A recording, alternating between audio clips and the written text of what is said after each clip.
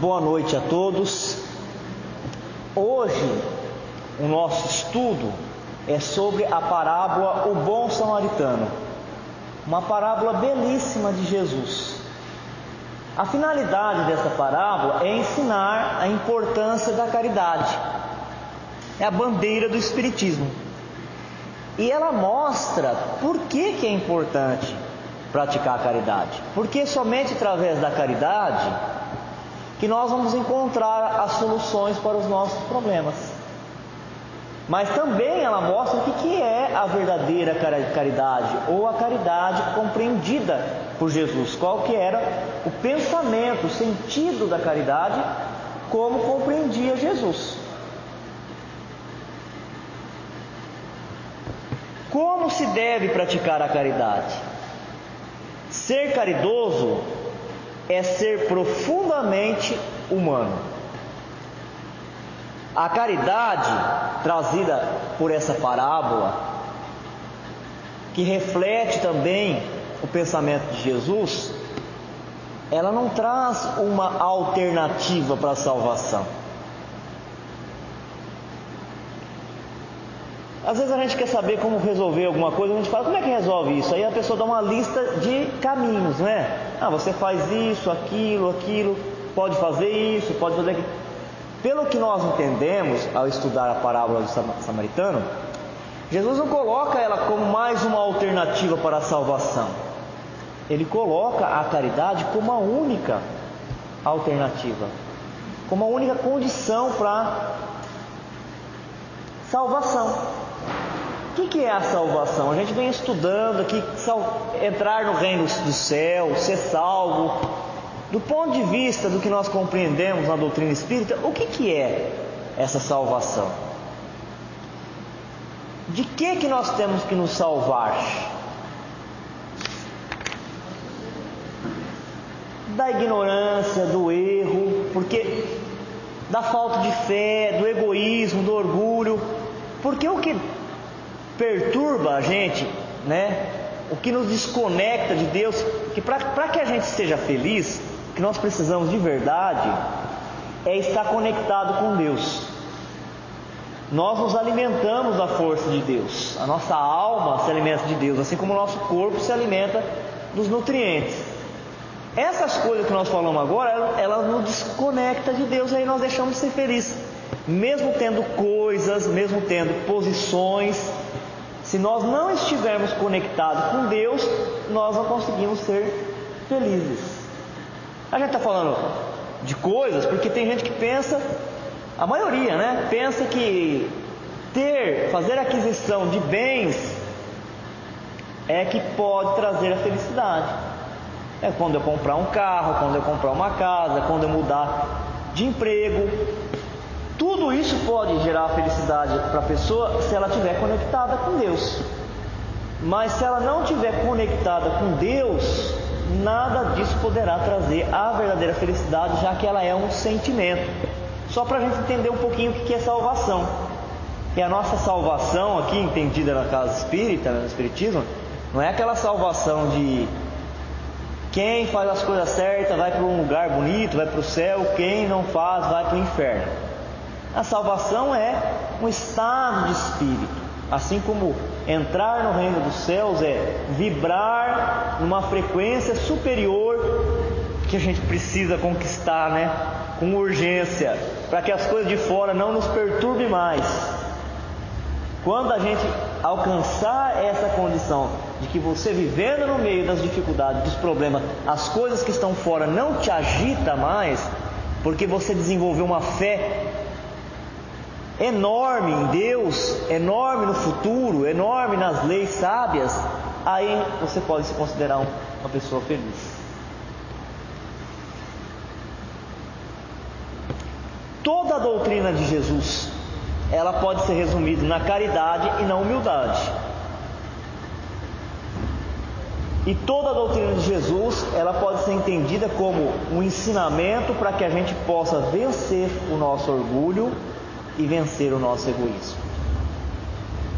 Antes da gente entrar na parábola em si, vamos comentar um pouquinho sobre essas palavras, O que é o egoísmo? E o que é o orgulho? O orgulho é quando o homem ficou muito encantado consigo mesmo, ele desenvolveu a inteligência, mas essa inteligência ainda não está acompanhada com sentimentos superiores, e ele ficou tão encantado com a inteligência dele que ele acha que ele se basta, ele acha que ele não precisa mais de Deus. É o orgulhoso.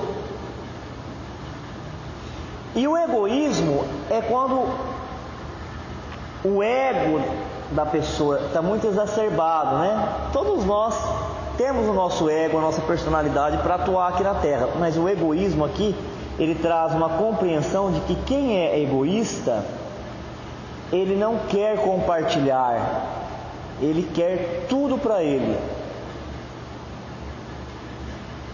E aí, além dele não querer que os outros tenham, ele fica infeliz, ele fica agitado quando as pessoas têm. Então tudo é para mim, tudo é para minha família, só eu posso, nada para o outro. Agora, o que é a caridade e a humildade, nós vamos entender através dessa parábola, né? Ela diz assim, o texto evangélico: e respondendo Jesus disse: descia um homem de Jerusalém para Jericó, e caiu nas mãos dos salteadores, os quais os despojaram e, espancando-o, se retiraram, deixando-o meio morto. Então, um homem vinha de Jerusalém para Jericó. Jerusalém estava lá no alto, Jericó está lá no baixo. Ele está descendo. Pois no texto nós vamos ver qual é a altura que está Jerusalém, qual é a altura que está Jericó. E no meio do caminho, os salteadores, os ladrões, abordaram este homem, espancaram ele, bateram nele e deixaram ele desacordado, inconsciente, todo ferido. E ocasionalmente descia pelo mesmo caminho certo sacerdote, e vendo-o, passou de largo. Então, pelo mesmo caminho onde passou o viajante, onde ele foi ferido, machucado, passou um sacerdote. O que é um sacerdote? É um religioso. O sacerdote é um religioso, é aquele que frequenta a religião, aquele que trabalha na religião por profissão. A palavra sacerdote aqui é para diferenciar essa pessoa dos outros religiosos. Todos que vão naquela religião frequentam, ele é religioso, mas o sacerdote é aquele que faz aquilo por profissão. Quer dizer, se todos que estão aprendendo deveria praticar o ensinamento, o sacerdote, mais ainda porque ele é aquele que entre todos é o reservado para fazer aquilo por profissão, quer dizer, tem uma retribuição financeira, um pagamento. E se não tem uma retribuição financeira e pagamento, aceitou as condições de ser o sacerdote, ser o cuidador daqueles ensinamentos e da prática deles.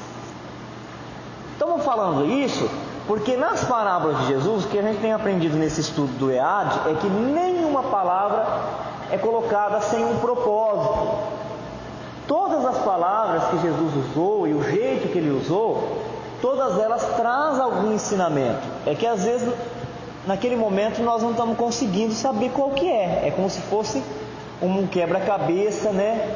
E nós precisamos da chave desse quebra-cabeça para poder montá-lo. E de igual modo, também um levita, chegando àquele lugar e vendo-o, passou a largo. Quer dizer, passar a largo é ir para o outro lado da calçada. Ai meu Deus, quantas vezes que a gente não faz isso, hein? Viu a pessoa doente, machucada, e passou do outro lado da calçada. Quantas vezes que a gente não faz isso? Passa e vê que tem alguém machucado, caído, que tem alguém alcoolizado e a gente passa do outro lado da calçada, porque se eu parar ali, eu vou perder o horário do banco, o banco vai fechar. Se eu parar e a pessoa tiver com um problema grave, eu não vou poder deixar ela ali, minha consciência, o que eu vou fazer?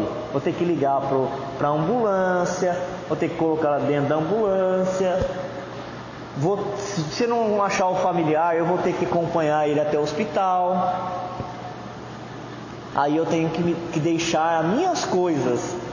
Estão sentindo a gravidade do ensinamento de Jesus? Estão percebendo que o Evangelho não é para a gente aprender e falar que bonito, que legal e ficar debatendo? Não é isso, não é aquilo. Qual que é realmente o segredo do ensinamento de espiritualização de Jesus? Quem é que consegue ser bem sucedido? Quem de nós conseguirá? Aquele que conseguir compreender e praticar, né? Eu posso saber tudo, explicar tudo, debater com todo mundo, mas se eu não entender a essência do Cristo e eu não vivenciá-la, de nada, como é que diz o apóstolo Paulo? Se eu não tiver amor, mesmo que eu fale a língua dos anjos, a dos homens, se eu tiver o dom da profecia, mas se eu não tiver o amor, nada disso resolve. E de igual modo, então fez o levita. Quem que é o levita? Quando nós começamos a estudar o EAD, nós vimos as tribos do povo Israel, as 12 tribos de Israel. E tem uma tribo que é do levita. Quem nasce na tribo do levita, eu acho que o primeiro da família, se eu não estiver errado, equivocado, o primeiro da família, ele já é separado para cuidar do templo. Nasceu na tribo dos levitas, já tem lá, na cultura do judeu, na religiosidade dele, já tem o compromisso de estar colaborando lá no templo. Se não me falha a memória, quem é o primeiro, ele fica cuidando do templo, junto com o sacerdote. Então ele que cuida das velas, da posição dos... o primeiro filho da família da tribo do levita, do candelabro, ele que vai ajudar a fazer os rituais. Então, mais uma vez Jesus usa aqui uma personagem, ele não fala o nome dela, mas fala a função, né? O levita também está dentro do templo. Você está dentro do templo? É igual nós, que a gente vem todo dia na casa espírita, todo dia está ouvindo. Porque o que eles faziam lá? Além de fazer os rituais deles, eles abriam os pergaminhos das escrituras sagradas, né, dos ensinamentos do Velho Testamento, e liam. Se o levita está ajudando ali, ele tem compromisso com o templo, ele está ouvindo todos os dias. Então um é o que fala todos os dias e o outro é o que ouve todos os dias os ensinamentos. Mas o que eles fizeram, os dois? Foram a largo, quer dizer, foram para o outro lado da calçada. Peguei uma palestra dessa explicação, por que o levita faria isso, e eles disseram que o levita, ele tinha que cumprir todos os rituais, e são muitos rituais, e se ele colocasse a mão num doente, ele já tinha feito um monte de ritual no dia, para entrar no templo. O Haroldo, ele já tinha feito um monte de ritual, desde a hora que eles acordam, da hora que eles vão dormir, já tem um monte. Se não acontecer nada de errado, dá tudo certo, ele tem um monte de ritual para fazer. Se ele colocasse a mão numa pessoa doente, num impuro, ele teria que repetir um monte de outros rituais e fazer outros. Quer dizer, ele ia perder o dia, na cabeça dele, né? Na concepção dele, ele ia perder o dia. E o sacerdote também. Então, ele foi a largo. Exatamente. Relar a mão no doente, no machucado, ou até no estrangeiro, não precisa nem estar doente, para ele seria estar impuro, porque o judeu não podia entrar na casa do gentil. Senão teria que fazer um ritual de purificação. Então imagine ali naquela situação. Ele foi a largo. Mas um samaritano que ia de viagem chegou ao pé dele, vendo-o, moveu-se de íntima compaixão. Mais uma vez, a escolha do samaritano não é sem propósito. Porque o samaritano, entre todos esses personagens, ele era tratado com discriminação. Porque os samaritanos, também como os judeus, eram hebreus, só que eles tinham rompido. Eles tinham rompido e os samaritanos formaram uma outra forma de vivenciar a religiosidade, uma outra interpretação. Seria nós, no nosso tempo, a relação nossa com pessoas de outra religião. E os samaritanos não eram aceitos pelo judeu. E Jesus está falando para quem essa parábola? Para o judeu. De propósito, ele pega que um samaritano, mesmo sendo tratado pelo povo judeu como pessoa de má vida, ele vai atender o doente. Quer ver? Mas um samaritano que ia de viagem, chegou ao pé dele e vendo-o, moveu-se de íntima compaixão. Primeira coisa, ele não fez aquilo por obrigação, ele moveu-se de íntima compaixão, porque ele sentiu piedade pela pessoa que estava passando por problema.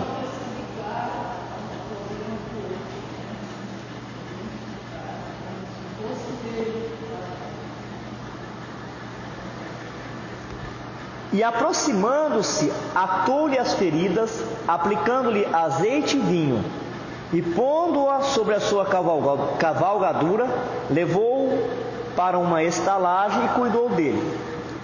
E partindo ao outro dia, tirou 2 dinheiros e deu ao hospedeiro, e disse-lhe: cuida dele, e tudo o que demais gastare, eu te pagarei quando voltar. Está no Evangelho de Lucas, no capítulo 10, nos versículos de 30 a 35. Então, o samaritano, a pessoa que era considerada de má vida, errada, que era rejeitado pelo povo judeu, que era o diferente deles, vendo a pessoa doente, desceu do seu cavalo, desceu do seu cavalo, do seu planejamento, porque o planejamento dele era, se ele estava de cavalo, era um meio de transporte, era seguir viagem, era ir cuidar do seu compromisso. Ele então desceu do cavalo, viu o estado da pessoa, passou vinho, porque o vinho seria para nós igual o álcool ou o mercúrio, para desinfetar, fazer asepsia. Depois passou óleo, que seria o hidratante, Olha o carinho. Pôs no cavalo, se ele pôs no cavalo, ele teve que ir a pé. Deu lugar para ele. Chegou numa estalagem, pode ter sido a casa de alguém, porque ali não tinha tanta hotéis, essas coisas, Mas ali é hábito, é tradição de o hebreu hospedar o viajante, e ainda mais no estado de necessidade, estava machucado, estava ferido, e combinou com o dono da casa: eu vou deixar esse doente aqui, vou te deixar 2 moedas, cada moeda representa um dia de trabalho, e continua cuidando dele, porque eu vou voltar aqui, se precisar, compra o que você precisar e atende às necessidades dele, que depois eu pago o resto. Agora nós vamos ver cada versículo. E respondendo, Jesus disse: descia um homem de Jerusalém para Jericó. Olha, aqui nós podemos compreender a parte geográfica, porque realmente Jerusalém está no mais alto. Então quem vem de Jerusalém, a capital religiosa, está no alto e vem descendo a Jericó.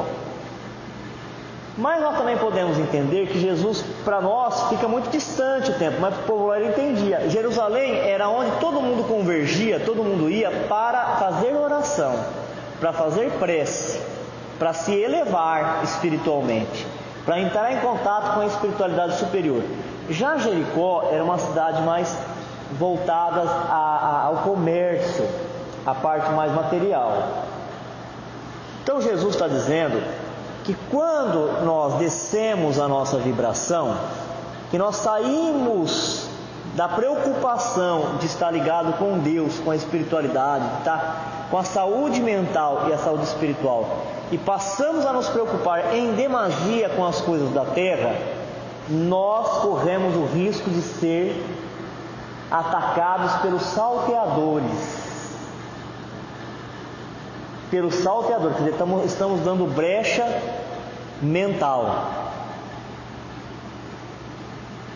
Dar brecha mental para sugestões de pensamentos inferiores. Começamos a colher a negatividade das pessoas, do ambiente e também dos salteadores que nós trazemos, que são os vícios das outras encarnações. As pessoas que chegam à doutrina, para ser atendida no começo, elas falam: e aí, como é que vocês vão fazer? Eu estou com um espírito me perseguindo. Quem que falou isso para você? Me falaram que eu estou com um espírito perseguindo. Então, qual é a imagem que eles têm das casas espíritas? Que os guias espirituais, que nos assistem com devoção, com amor, com carinho, nossos anjos da guarda, são um espírito bom, estão acima de nós, Essa é a realidade, eles estão acima de nós. Eles cuidam da gente, eles é que dirigem os trabalhos e nos dão a sugestão. De vez em quando a gente consegue pegar alguma sugestão dele. Agora a ideia de quem chega. Que os guias espirituais são polícias, são soldados nossos, e que nós damos ordem para ele: vai lá e pega agora o espírito que está acompanhando a pessoa. E faz o quê? Não sei, amarra. Amarrar aonde? Por onde? Se parede não prende espírito, corrente não prende espírito, como é que faz? Não é este o ensinamento de Jesus. O salteador são os nossos vícios, que nós trazemos de outras reencarnações. Evidentemente que se a gente desce de Jerusalém para Jericó, quer dizer, deixa de se preocupar com a espiritualização, em fazer o bem, em seguir os ensinamentos de Jesus, para cair no patamar aqui de Jericó, das disputas comerciais, das disputas por vaidade, a gente abaixa a vibração. Aí somos atacados pela nossa vaidade, pelo sentimento negativo, e emitimos ondas que atraem iguais. Aí sim, aí os espíritos iguais vêm se alimentar daquilo que nós estamos produzindo. Você vê como que Jesus já estava dando o ensinamento que a doutrina ia dar depois, só que ele não podia falar abertamente? Os quais os despojaram e, espancando, se retiraram, deixando meio morto. É o que acontece quando a gente cai nas armadilhas, nos perigos do materialismo, das seduções, das paixões. A gente perde tudo. Perde até a energia, a vitalidade, perde os sonhos, perde a esperança e ficamos meio mortos. Quer dizer, sabemos nem o que estamos fazendo na Terra. Enquanto que o verdadeiro cristão, ele segue alegre, ele segue com garra, com força, mesmo com todas as dificuldades que vão chegando. Aí outro dia nós estamos conversando e nós falamos assim: cuidado quando estiver acabando todos os problemas. Porque quando estiver acabando todos os problemas, está na hora de nós voltarmos já para o mundo espiritual. Já pararam para pensar isso? Se a encarnação é para resolver problema, está ficando tudo tranquilo, cuidado, está na hora de voltar já para o mundo espiritual.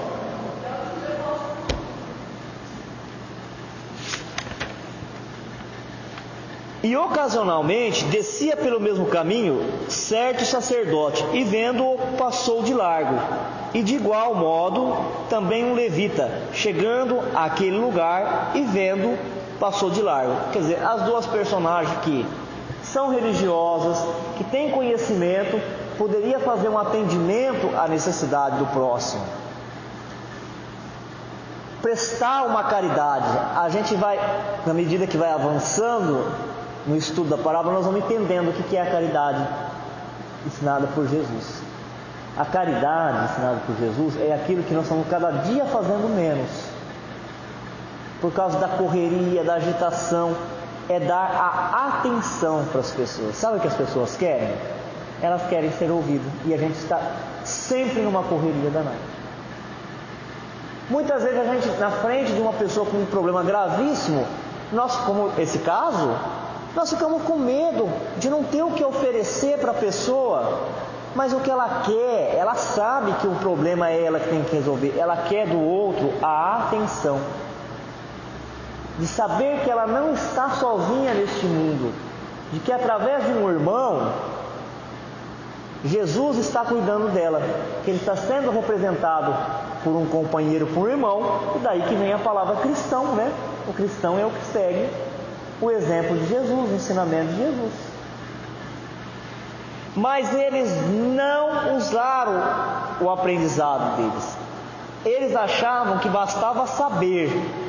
É o cuidado que o espírita tem que ter. Ele tem que estudar, ele tem que compreender a doutrina, porque quem compreende a doutrina faz enfrentamento melhor das provas. Ele tem que estudar, aprender para poder consolar as outras pessoas, mas ele tem que entender que não é só o ensinamento que vai salvá-lo.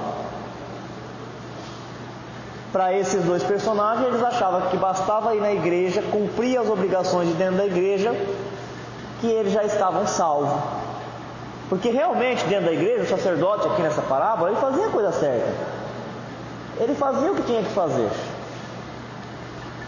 O levita também. Mas não fazia a ponte entre o templo e a oficina. O Emmanuel fala muito disso. E o André Luiz também. Que nós temos que fazer ponte entre o templo e a oficina. Quer dizer, entre o que eu aprendo na religião e o que eu faço dentro da minha casa, o que eu faço dentro da minha empresa. Muita gente que conhece a gente do centro e a gente conversa lá fora. Às vezes a gente vai conversar sobre algum problema, a pessoa fala, mas você sabe como que é, né, Daniel? Uma coisa é o que a gente aprende na religião. Agora aqui a prática é uma outra coisa. Eu falo, não, eu não entendo. Eu não entendo isso. Aqui na religião, nós nos reabastecemos, nós nos preenchemos de energia e vamos fazer lá fora o que é certo. Agora, claro que nós não temos força para fazer tudo certo, senão nós teríamos um espírito perfeito, um espírito puro. Mas a intenção tem que ser a de fazer certo. Se no meio do caminho você não consegue fazer inteiramente certo, aí a cada um vai ser analisado, averiguado de acordo com as suas possibilidades, porque nunca ninguém vai ser punido de não ter feito aquilo que não podia fazer. Onde que a nossa consciência nos pega? Ela nos pega quando nós temos certeza que nós podíamos fazer melhor, diferente, e nós não fizemos. Não é isso? Aí as pessoas ficam nos consolando. Não, mas você é uma pessoa boa. Você não quis fazer assim. Se você não quis mesmo, muito bem. Mas e quando você quis fazer? Todas as consolações que estão por fora não resolvem. Porque a pessoa fala, você não quis fazer assim, você é bom. E a gente lá dentro fala, mas não é bem assim. Porque eu sabia que não podia ter feito assim. Ou eu sabia que tinha que ser feito diferente e não fiz. Foi o caso do sacerdote e do levita. Eles tinham olhos, mas eles não viam. Eles tinham ouvido, mas eles não ouviam. Estavam com as escrituras, com todo o conhecimento nas mãos, mas não conseguia tirar dali o espírito do ensinamento, a essência do ensinamento. Mas um samaritano que ia de viagem chegou ao pé dele e, vendo-o, moveu-se de íntima compaixão e, aproximando-se, atou-lhe as feridas, aplicando-lhe azeite e vinho e pondo-o sobre a sua cavalgadura, levou-o para uma estalagem e cuidou dele. E partindo ao outro dia, tirou 2 dinheiros e deu-os ao hospedeiro e disse-lhe: cuida dele, e tudo o que demais gastares, eu te pagarei quando voltar. Olha o detalhe desse versículo. Jesus não fala o nome da pessoa. Jesus não fala a roupa que ele está vestindo. Porque naquela época a roupa era muito significativa. A roupa ela mostrava a origem a cidade de onde a pessoa vinha, a religião de onde ela tinha.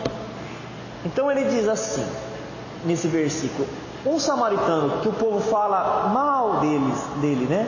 Critica, que é uma pessoa de má vida, que os judeus, que o judeu falava que eles tinham a razão, que eles seguiam o verdadeiro ensinamento, e que o samaritano não, que eles tinham se desviado do caminho. Ele olhou para aquele homem, se ele tinha sido roubado, eles roubaram tudo dele, roupa e tudo, então não dava para saber quem era.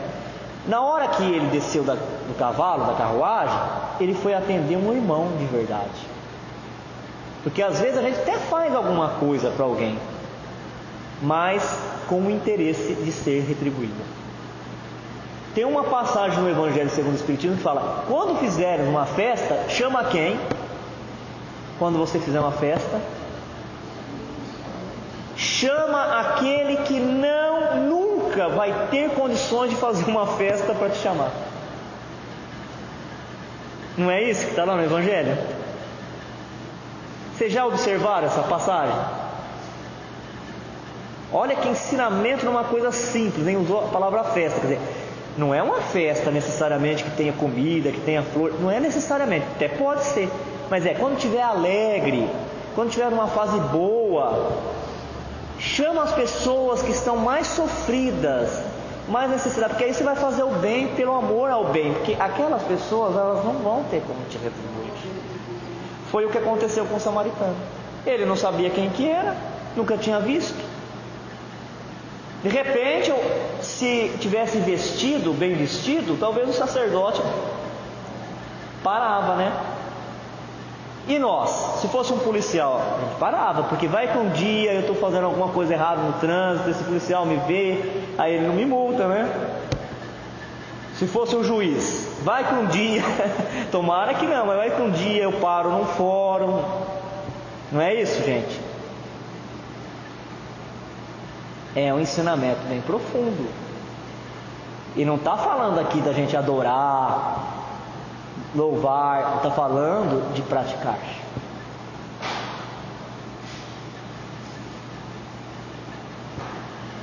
Sem saber o nome, a origem, as condições, nada daquela pessoa, ele foi lá e ele atendeu as necessidades dele.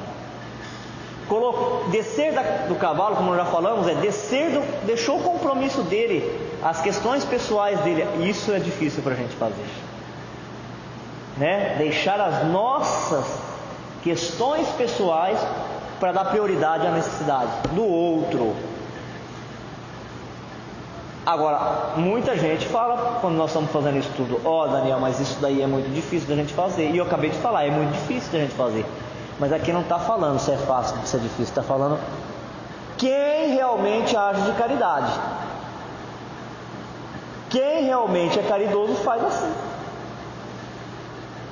Agora, se é fácil ou difícil, é uma outra questão. Não é igual aqueles joguinhos que a gente faz com criança, né? Que é questões de nível 1, questão de nível médio e questão de nível difícil. A leitura do Evangelho não é para a gente fazer essa classificação, se isso é fácil, isso é médio, isso é difícil. O ensinamento aqui é o que é realmente ser caridoso. Porque quando Jesus estava falando da caridade, um deles falou assim: e quem é o meu próximo? Porque Jesus falou que era para amar o próximo.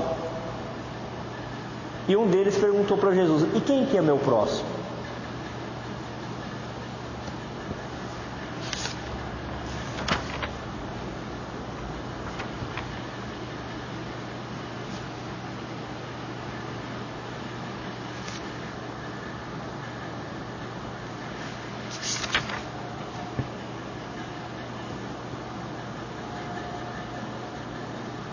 Quem foi o próximo aqui?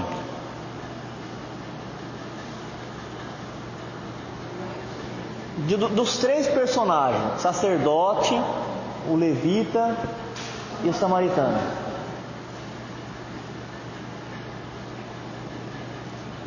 Foi o samaritano, porque ele atendeu a necessidade do outro. Vamos ver o que nos diz o Espírito Irmão X sobre essa parábola. Segundo aprendi, O homem que descia de Jerusalém para Jericó, no episódio do bom samaritano, ao cair em poder dos ladrões que o deixaram semi-morto, apelou em prece muda para a bondade de Deus. Compadecido, o todo misericordioso explicou, sem detença. O todo misericordioso expediu, sem detença, um mensageiro que naturalmente carecia de instrumento humano a fim de expressar-se. O preposto da providência colocou-se ao lado da vítima, aguardando ansiosamente a chegada de alguém que se dispusesse a colaborar com ele no piedoso missa. Olha que interessante. Cada um tira uma interpretação da parábola, né? O irmão X, Humberto de Campos, agora em espírito, ele compreende a parábola do samaritano assim: tinha alguém passando grande necessidade, essa pessoa que estava passando por necessidade, ela estava ali machucada, ela estava doente, ela não conseguia se levantar, então ela fez uma oração, ela mentalizou, pediu, fez uma oração muda, e Deus mandou os espíritos benfeitores, e esses espíritos benfeitores inspiraram o cavalheiro que estava ali, né, a desviar o seu percurso e ir até onde estava o necessitado.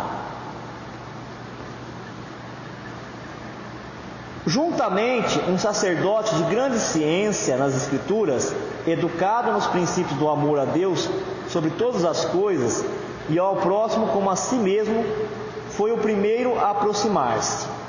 O encarregado da bênção tentou induzi-lo à benevolência.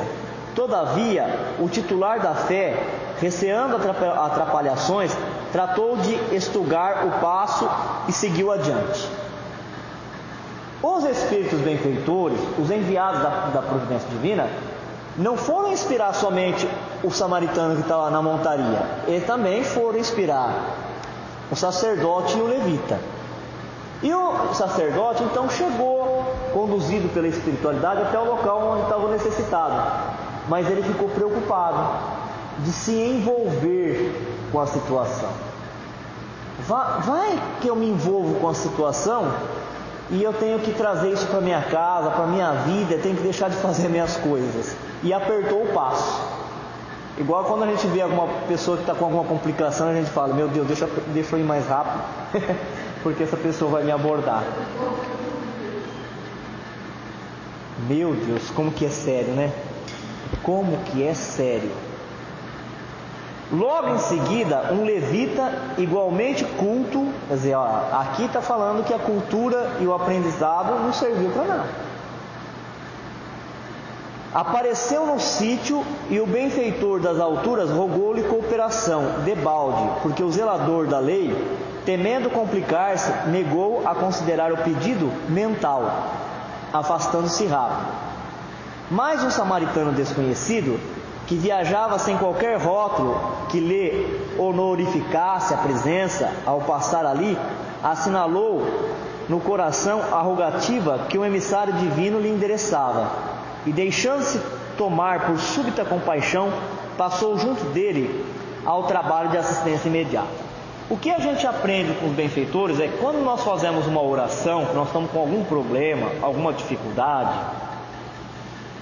problema de saúde, problema espiritual, financeiro, de relacionamento, seja qual for, nós fazemos uma oração, todas as preces são atendidas. Os espíritos benfeitores, eles vêm e eles insuflam o pensamento na nossa mente. Se a gente acata aquela intuição, aquele primeiro pensamento que vem, né? Aquela intuição, que é a informação do guia, do mentor, do anjo da guarda, de alma, direto para a nossa alma, nós realmente acatamos a intuição e se colocarmos em prática, nós vamos conseguir um bom resultado. Mas se a gente receber a intuição, a inspiração e começar a ficar pensando, racionalizando, aí a gente desvia da orientação. Porque vem assim, estou brigado com alguém, eu briguei. Aí vem assim, perdoa, segue tua vida. É inspiração, é intuição. Aí daqui a pouquinho a gente começa a pensar. Se começou a pensar nisso, a gente já colocou o nosso, né? Mas se eu vou deixar isso barato, aí a pessoa também não aprende, não é? Pronto, você já atrapalhou a intuição. Fez a prece, pediu ajuda do alto e ela veio. Depois que ela veio, não aceitou. Não é bem isso que ele está falando? O sacerdote e o levita ia todo dia no templo, querendo a comunhão com Deus, querendo sabedoria. Não pede sabedoria? As orações todas pedem sabedoria. Veio a sabedoria do que fazer para entrar no reino dos céus, que todos eles queriam, e é o que todos nós queremos. O ingresso para entrar no reino dos céus é você atender esse menino que está aí machucado, doente. E levou ele até lá, mas aí eu não quero, porque aí vai haver complicação. Mas o samaritano, ele estava puro, ele estava com um pensamento elevado, ele recebe a inspiração do alto e ele coloca em prática. Limpou o infeliz, estancou-lhe o sangue das feridas e logo após, acomodando-o no cavalo, conduziu-o a uma hospedaria e cuidou dele. No dia seguinte, desembolsou o dinheiro necessário, pagou-lhe a estalagem e antes de partir, responsabilizou-se de modo espontâneo por todas as despesas que viessem a ocorrer no tratamento exigido, correspondendo eficientemente à expectativa do enviado que viera a praticar a benevolência em nome de Deus. A parábola do bom samaritano é lição preciosa que merece ser refletida e aplicada no dia a dia. Em todos os tempos, há exército de criaturas que ensinam a caridade. Todavia, poucas pessoas praticam-na verdadeiramente. É por isso que a caridade, antes de tudo, ela pede compreensão. Então está falando que em todos os tempos, em todas as épocas, um exército de pessoas ensinam a caridade. Espíritos se encarnam para nos ensinar. Mas que antes de tudo a gente tem que compreender o que é caridade.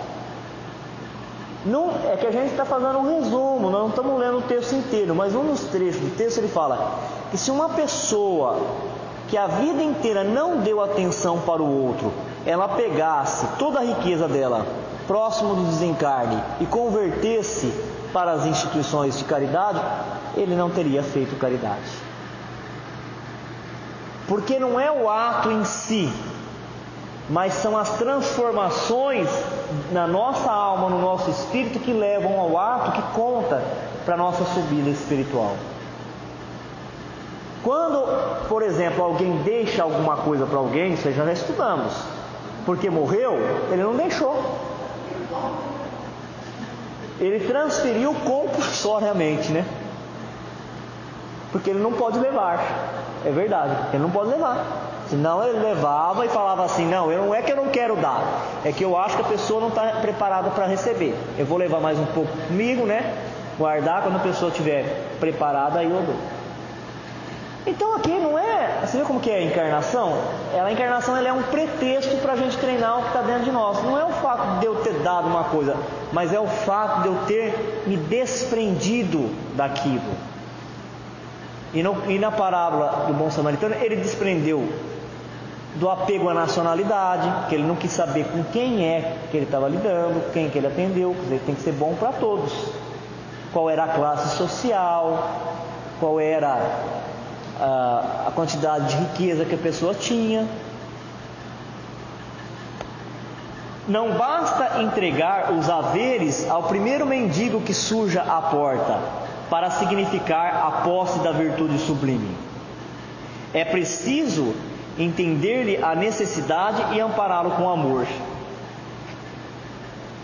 Olha, ele fala assim, que quando a gente passa e vê alguém dando um pão para um mendigo, o que a gente pensa logo? A pessoa é caridosa, ela está fazendo um bem. Mas muitas vezes a pessoa está dando aquele pão, aquele dinheiro para a pessoa ir embora logo. Não dá para sondar o coração das pessoas, né? E o verdadeiro caridoso, o que ele faz? Ele conversa com a pessoa e ele vê a sua necessidade. Um dia eu estava passando lá a gente não fala quando a gente está fazendo estudo e palestra, a gente não fala da gente mesmo, tá bom? Então eu vou pedir licença para contar isso, porque a gente não fica falando da gente. Ninguém vem na casa espírita para ouvir o Daniel, vem para ouvir o Evangelho de Jesus. Mas eu achei isso muito interessante, que vem ilustrar isso. Passando pelo calçadão, nessas épocas aqui, o ano passado, nessas épocas de Natal, tinha uma pessoa, assim, pelo traje, assim, dá para perceber que ele tinha poucas condições financeiras. E ele falou assim, eu estava com pressa, a bendita pressa. E ele falou assim, você me dá? Na hora que ele falou, você me dá, eu peguei o dinheiro e já dei para ele. Ele falou, não. Pegou na minha mão e falou, entra aqui comigo. Ele queria o DVD daquelas músicas de Natal. Então é Natal, Ano Novo também. Eu não quero dinheiro, eu quero o DVD.